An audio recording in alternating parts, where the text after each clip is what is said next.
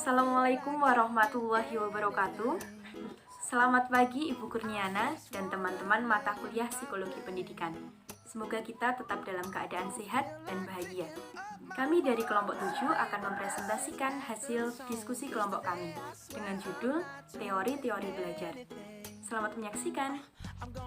Teori adalah serangkaian bagian atau variabel definisi dan dalil yang saling berhubungan yang menghadirkan sebuah pandangan sistematis mengenai fenomena dengan menentukan hubungan antar variabel dengan maksud menjelaskan fenomena alamiah.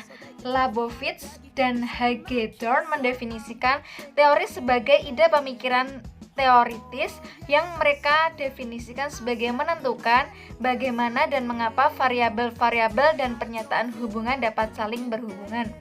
Kata teori memiliki arti yang berbeda-beda pada bidang pengetahuan yang berbeda pula, tergantung pada metodologi dan konteks diskusi.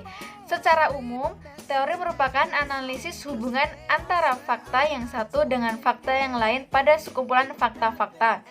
Selain itu, berbeda dengan teorema, pernyataan teori umumnya hanya diterima secara sementara dan bukan merupakan pernyataan akhir yang konklusif.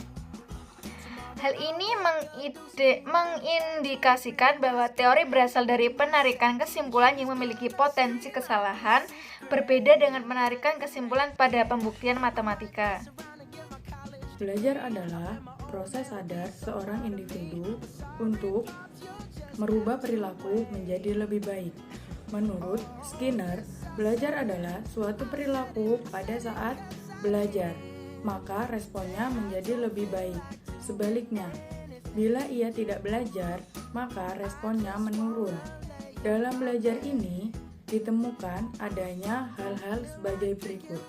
Yang pertama, kesempatan terjadinya peristiwa yang menimbulkan respon peserta didik. Yang kedua, respon si peserta didik. Yang ketiga, konsekuensi yang bersifat menguatkan respon tersebut. Teori yang pertama adalah teori behavioristik, dicetuskan oleh Keck dan Berliner. Di sini disampaikan bahwa perubahan tingkah laku merupakan hasil dari pengalaman. Teori ini mengutamakan pengukuran, karena dengan adanya pengukuran kita dapat mengetahui ada tidaknya perubahan tingkah laku dari seseorang. Dalam teori ini tidak mempercayai adanya kecerdasan, bakat, minat, dan perasaan seseorang saat belajar. Teori ini hanya fokus pada stimulus atau rangsangan dan juga refleks peserta didik. Tujuan dari teori ini adalah hanya sebagai penambahan pengetahuan saja. Evaluasi dari teori ini berupa respon pasif, keterampilan secara terpisah, dan juga biasanya dilakukan melalui tes atau kuis. Kesuksesan dari teori ini adalah saat siswa menjawab benar apa yang diinginkan oleh guru. Prinsip-prinsip dari teori behavioristik. Yang pertama, objek psikologinya adalah tingkah laku. 2. Segala bentuk tingkah laku dikembalikan kepada refleks. 3. Mengutamakan pada pembentukan kebiasaan.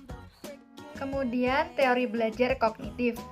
Teori belajar kognitif berasal dari pandangan Kurt Lewin 1890 sampai 1947. Seorang Jerman yang kemudian berimigrasi ke Amerika Serikat. Teori kognitivisme ini memiliki perspektif bahwa para peserta didik memproses informasi dan pelajaran melalui upayanya mengorganisir, menyimpan, dan kemudian menemukan hubungan antara pengetahuan yang baru dengan pengetahuan yang telah ada.